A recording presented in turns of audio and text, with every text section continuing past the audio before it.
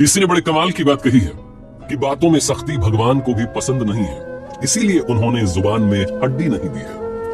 एक छोटी सी कहानी सुनाता हूं एक ब्राह्मण देवता की।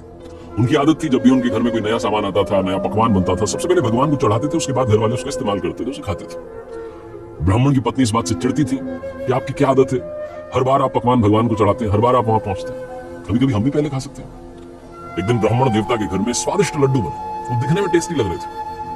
ब्राह्मण देवता की पत्नी लड्डू का भोग खुद पहले लगाने वाली थी, तभी ब्राह्मण देवता किचन में पहुंच गया। उन्होंने कहा नहीं, आप थाल में सजाओ, मैं मंदिर लेकर के जाऊंगा, भगवान को चढ़ाऊंगा, उसके बाद आप सब खा लेना। ब्राह्मण की पत्नी को बड़ा गुस्सा है। उन्होंने कहा अच्छा ठीक है, यही बात है तो आज यही होगा, आप थाल लेकर के जाओ और आज भगवान को खिलाए बिना, भगवान को भोग लगाए बिना वापस मत आना। मैं देखती हूँ कि भगवान कैसे खाते हैं, वो पत्थर की मूर्ति कैसे खाते हैं। ब्राह्मण देवता ने कहा ठीक है, तुम सजाओ थाल सजा, लड्डू सजाए गए। ब्राह्मण देवता लेकर के मंदिर पहुंचे, भगवान की मूर्ति के सामने वो थाली रख दी और इंतजार करने लगे कि भगवान पधारे।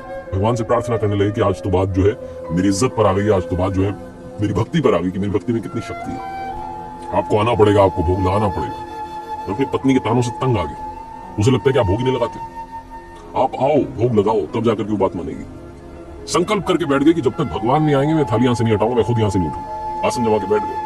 आधा घंटा, 1 घंटा, 1.5 घंटा, 2 घंटा, भगवान नहीं आए। मक्खियां आ गई, मक्खियां भिनभिनाने लगी। गांव में लोगों को बात मालूम चली कि पंडित जी ने आज जो है आसन जमा लिया, भगवान के आने पर ही उठेंगे। तो मंदिर में भीड़ इकट्ठी होने लगी, मक्खियां उड़ रही हैं, मक्खियां भिनभिना रही हैं लड्डू के ऊपर।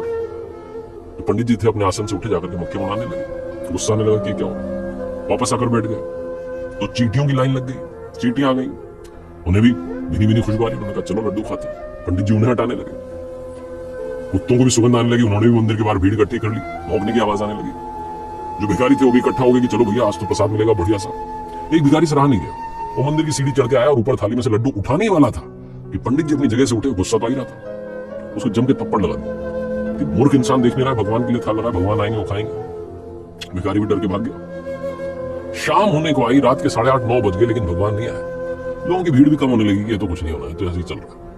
पंडित जी को गुस्सा आया, थाली उठाई, मंदिर के बाहर निकले, सीढ़ियों से उतरे और जमीन पर ले जाकर सारे लड्डू गिरा दिए और बड़बड़ाने लगे कि इतने दिनों से प्रार्थना कर रहा हूँ, सेवा कर रहा हूँ, भक्ति कर रहा हूँ, आज मेरी बात मान लेते क्या चला जाता, तो घर जाऊंगा बीवी सुनाएगी। जैसे ही घर में पहुंचे, पत्नी तैयार थी ताने लेकर के कि देख लिया, खा लिया भगवान ने, पूरा दिन बर्बाद कर दिया, मैं पहले खा ली थी, क्या चला जाता। बहुत सारे ताने सुने। पत्नी सोने को चली गई, पंडित जी भी सोने को चले गए। स्वप्न में भगवान पधारे और भगवान सपने में जब दिखे तो कहने लगे कि आज क्या कर दिया, तेरे लड्डू बहुत अच्छे थे, बहुत स्वादिष्ट थे, लेकिन इतना इंतजार क्यों कराया।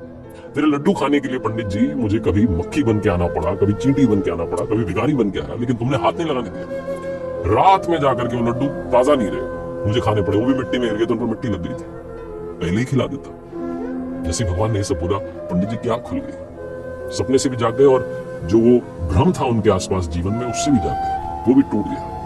उन्हें समझ में आ गया कि हर इंसान में, इस धरती पर हर कण में भगवान है। मुझ में राम, तुझ में राम, सब में राम समाया, कर लो सबसे प्यार, जगत में कोई नहीं पराया।